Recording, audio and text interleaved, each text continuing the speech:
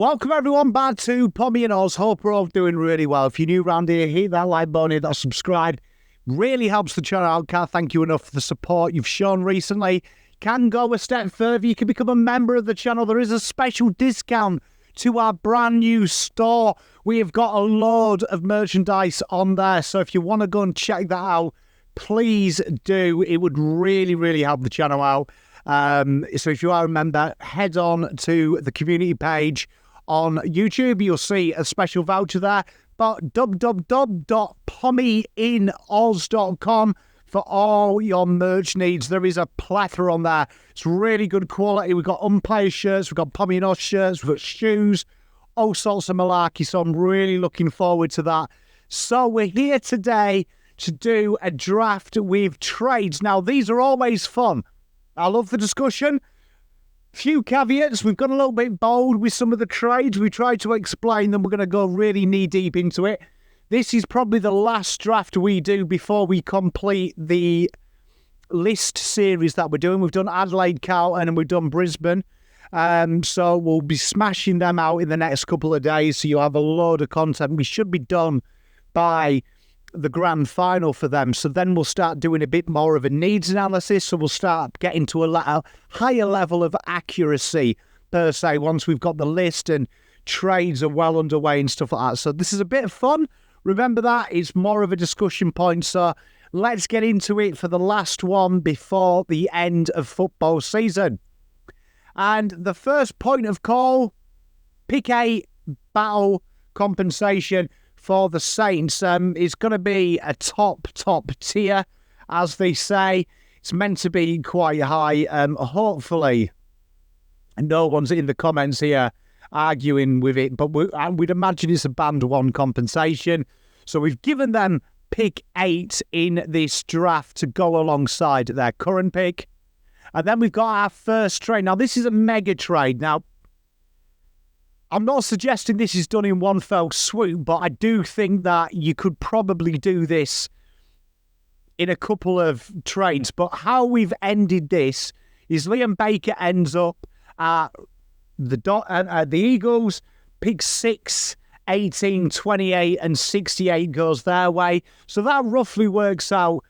They're getting pick 6 from Gold Coast, they're getting pick 18 from Fremantle, they're getting pick 28 from Fremantle, and pick 68 from Hawthorn. Danny Rioli ends up at Richmond. They get pick 30 and 58 from the Tigers. Richmond end up with pick 3 from the Eagles, 11 and 14, which I think is good, fair compensation. Shy Bolton ends up at Fremantle. They get 24 from their neighbours, Eagles. They get pick 40 from Richmond. And Hawthorn get Barras and Mr. pick 60. Which works out that they lost 14 and 48. So, genuinely, when you look at this, Hawthorn lose 14 and 68, Fremantle lose 11, 18, 28, Richmond use Baker, Rioli, 58, 40, 30, and Bolton.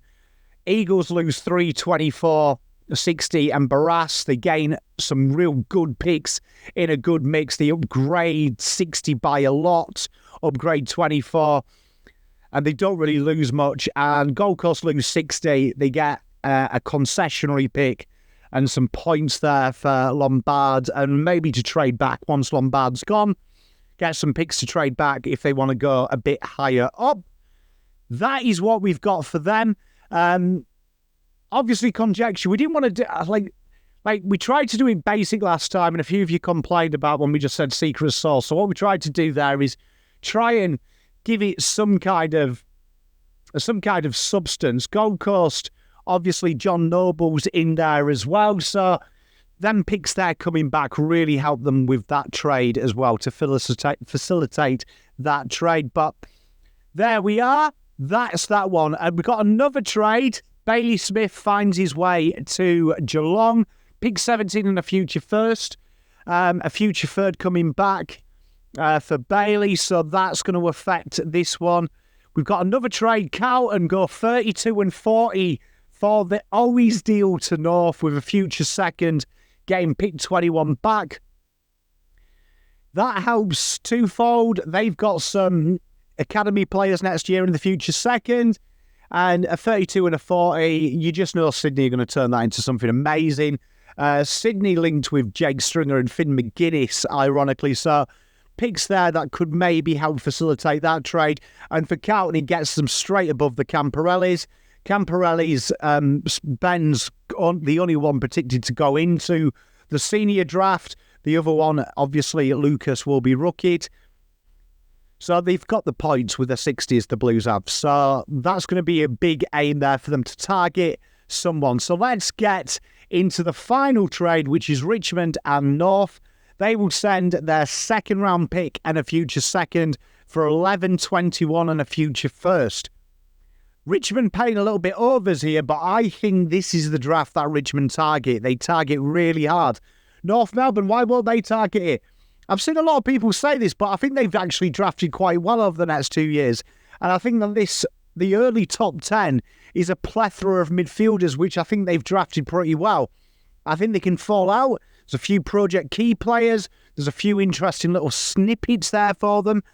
And I think Richmond here really need to build a core nucleus. So that means pick one, they take the big lad, Jagger Smith. This guy is literally a ball magnet. He's got an incredible run and carry. He's tough. He's got incredible IQ. I think he's the perfect player for Richmond to build around. And I think he's an incredible get for them. And he's obviously played VFL for them. I think he's ready-made. I could see him maybe slotting down at half-back or maybe half-forward to start with as he finds his way and his feet in there. But this guy here for me is worthy of the pick one, the Oakley Chargers boy. Up next, pick two, there will be a bid on Levi Ashcroft. Levi Ashcroft just taking the pina colada at the minute. He ends up at Brisbane, as we know. Brisbane will be happy with this outlet. There's not really much need to be said. Brisbane's father-son NGA Academy coming up. Donald Trump again. Pick three, Josh Smiley comes into the mix here for Richmond Tigers. And for me, even though I've missed an L out, the big-bodied guy here, he's a goal-kicking, he's a big, strong ox of a lad. They've really sorted their midfield. And I think when you're in a rebuild, you've got to target some area. Obviously, gone are the days where we go keys early doors. I think with the picks here, Richmond just go best available. Get it out of the way. You've literally got your next 10 years sorted with your on-ball crew with Jagger Smith and Josh. And then that brings pick four. They've lost Dustin Martin. They need that creative spark up at half forward, the guy that can make things happen. I'm going to predict that they go Harvey Langford here. This guy here is an absolute beast. Everything you've ever wanted. He's left footer. He can play down back and down forward. I think that they may use him as that Dan Rioli replacement at the start. This kid here is absolutely exceptional and obviously also played for the VFL team at Richmond. So they've really got a core nucleus already. They've used their picks really well. Off we go. Pick five, Adelaide on the clock. They'll go Sid Draper. They're looking for a point of difference, a little bit of class in the midfield. And this pace merchant here is everything you want. He is the modern-day midfielder. And one that I think that everyone will get excited about in the draft per se. He's everything that you've ever wanted, really, in like that kind of like midfield role. So for me, it makes sense that they go for this guy. He's an incredible talent and no-brainer. Pick six is a matched bid. I think Leo Lombardo, I think the Victorian clubs will have got sick of Gold Coast always doing this. And I predict that because we've had these changes to father-son, NGA, all this touted stuff, I think someone will be a bit of a douche. In this scenario, we've got a douche happening. Leo Lombardo match bid. That knocks Gold Coast out of the draft and really helps the sides there. This could come from a Richmond bid as well. I could see it if they do them extras. Really trying to take the monopoly here. We see a little bit of an unfairness in the draft. Pick seven. It's an interesting one what Melbourne will do. We've got them bidding here on Lombardo. They probably do need a key forward, let's be honest. They've tried many avenues that hasn't quite worked. And Harry Armstrong, for me, is the best key forward in this draft. Really suits what they're going to do. it's interesting with the future of Clayton Oliver and Petrarca in the air. There's probably other players that they could have gone for, but I predict that they'll stay there. And Harry Armstrong joins the Melbourne Demons, a real good little acquisition. That means that Finn O'Sullivan slid. I think there's going to be a couple of sliders this year, and you'll see them in this one. And Finn may slide purely from the avenue of the injury and the indecision there. He's returned pretty well, but I will say this. I do think that there will be a little bit of a slide from Finn. People are saying Sid may slide. I think he will be Finn. He's been incredibly good. Obviously, he has played some VFL games. He's gone forward. He had them thumb and finger injuries, but I think he will slide. And it makes sense that he goes there because obviously pair him up with Harley Reid. He's an absolute gem. So I still think that the other players we've got taken before him just had more consistent years. But this will be a great little combination. And Eagles kicking butt. 2 picks for St Kilda. I'm going to go with Sam Lalor up next. They definitely need midfielders, and I think that they'll take Sam. This guy here is someone that he's got the aggression, he's got the tackles, he's got the two-way running, he hits the scoreboard, he's really impactful, he's a real big POD for them, and they'll double that up with Murphy Reid, who is Mr. Consistency. And for me, both of these players are real Ross the Boss type players. We know with Sauce that he likes to put a few eggs in a few baskets at times. And it makes sense here that when you've got 2 picks together, 9 and 10, you just go hard on the midfields. So Murphy Reid joins and Mr. Sam Lalor. Essendon pick 11, and it may be a little bit earlier, but I think they'll be stoked that Isaac Keiko is still to come, and I think they'll go with their big toe, which basically just makes sense for them to go a little bit earlier on the player. And why Job Shannon? This guy here is been really impressive. Played in the VFL, as we know, for them. I think the combination that you can have of him and Nate Caddy is future-worthy, and it makes sense to go a little bit earlier when you've got Keiko already locked in as well, which is the small forward. This guy here is an absolute class merchant, and I think them senior games in the VFL really do stand out. Great little acquisition for them. The Bendigo Pioneers lad joins them. This may surprise some people. I've done this twice now. Toby Travalega. Now, there is a player here that we haven't talked about yet, and we are going to talk about him pretty soon, but Luke Traynor, I think when you look at North Melbourne, they're going to go with guarantees. And with the concussion issues that he's had, Luke Traynor, I think he'll slide down. Now, 187 is Toby. He can play a lot taller than that. Very similar to, the players that have come into the system, like, your Days and players like that. Probably will top out at 189, 190, run and stun type player. Most sides are playing that third tall with the option that he can become like an on-baller.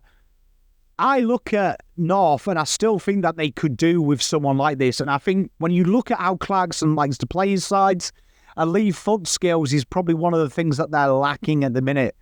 Travalega is him. He's probably one of the best players in this draft. The run and carry, it allows Colby McKercher to go forward. We've seen Sheasel from halfback to go further forward of the ball. It seems to be the natural option for them. They're still trying that Luke McDonald as that swing type player. I know they need Keys, but I think that Keys here, there's a more safe options with the players they've got if they bring in them intercept players very early, which for me, Toby Travalega is that guy. Pick 13, Fremantle, they managed to hold this pick. I don't think it's any surprise. I think Bo Allen, I do think they lack a little bit of class, particularly in the transition, their ability here. And I think Bo Allen's that well-rounded type player that they can really convert into something quite exciting as time goes on. I really do like Bo. We know that they do that. This guy's got elite speed. He's real powerful through his call. And he can also kind of replicate that third type intercept half-back line player, which I think gives them some ability with what they're doing. They're floating so many players through the midfield. Bo Allen, for me, makes sense for them. Then we'll have a bid on Isaac Keiko. This guy here is one of the players that we're really excited about seeing in the AFL. He's a real excitement machine, someone that I think opposition fans are going to fall in love with as well. Plays a good, honest game, and I'm really looking forward to that. And then that means Carlton will take the punt. Now, why will Carlton take the punt at pick 15? One, it's too good. He slid too far down, in my opinion. And I really do see, when you look at the players picking, I could see North buying. I just think with that risk factor, and they need a sure thing, this may open up to Carlton, because Carlton can hide him for a year. Nick Haynes is in the system. Very similar attributes to Luke Traynor.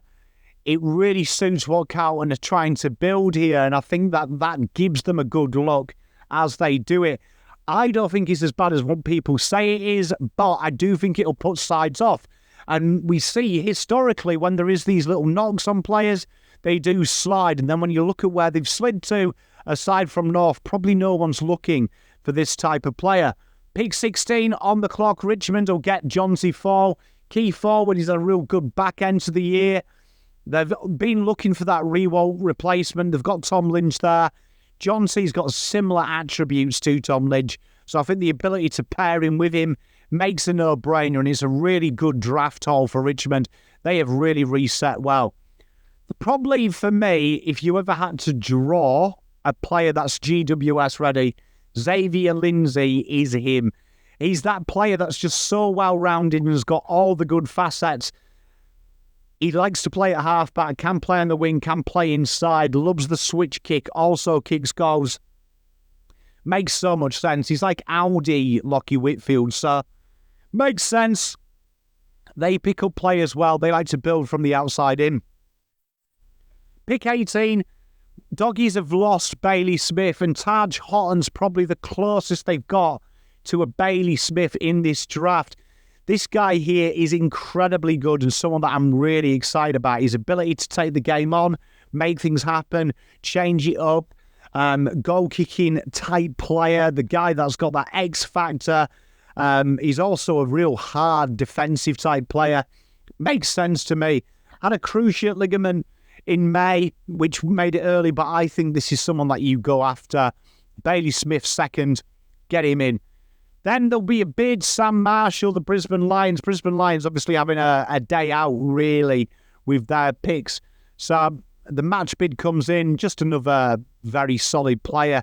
And that'll bring Eagles onto the clock. And I think that they'll go tall here. I think that they'll probably put a bit more time into Barnett and players like that. But I do think that they'll look at that next little player there. And I think Jack Whitlock is that foil. You look what they've got. They've got Waterman, who's going to be constantly speculating Victoria. You've got Oscar Allen. I think that they could just literally utilise that extra place. And if you can get Jake Waterman as that like kind of hybrid third, which is so popular in here, it makes sense with the players they've got. They've got such a solid little grounding at the moment with Finn O'Sullivan. Get that tall in there. Everything's going, coming up Millhouse, as they say. Up next, 21. Sydney, I think, will probably look at trying to find some kind of like third option here in that mid-forward type range. And Cooper Haynes, Harvey Langford is getting all the kudos. And every draft, we have a guy that gets the kudos and gets forgotten about. And Cooper's probably that guy at the minute.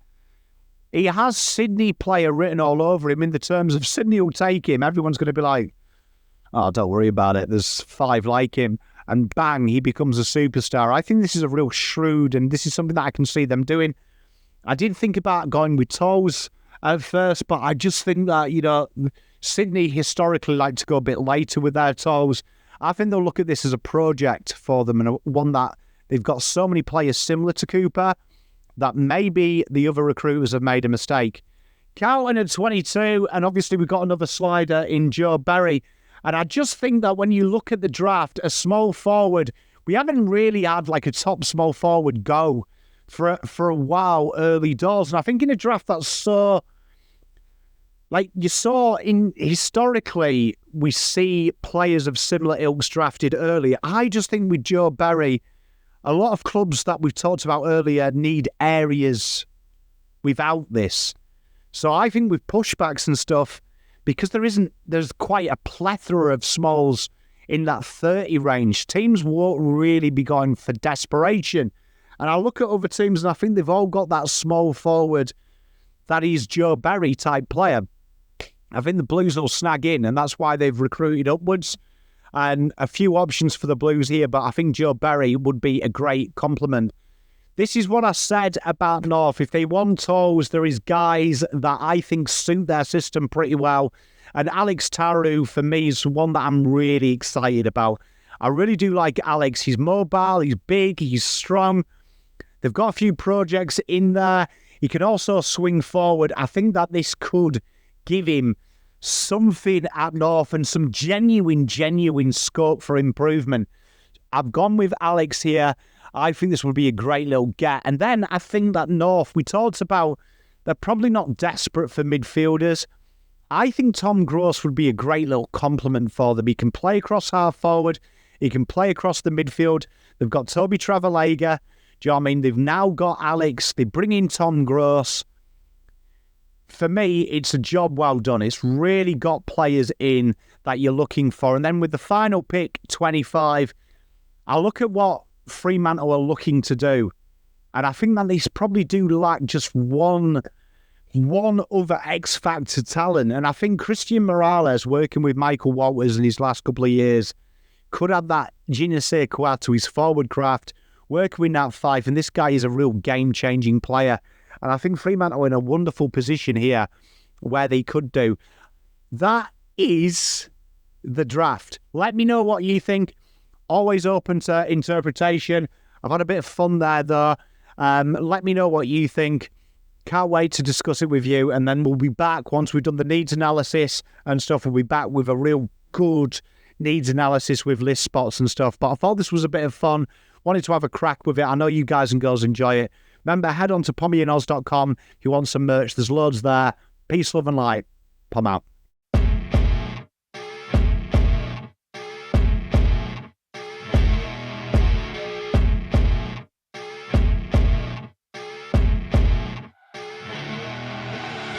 I see her rolling up, Uber black Cadillac, high heel boots and a sexy body full of tats. Baby's bad, oh baby's hella bad.